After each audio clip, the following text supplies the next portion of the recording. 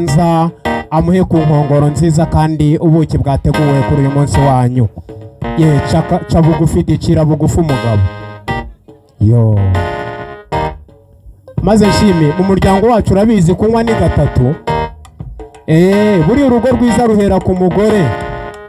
Umunsi tuzabona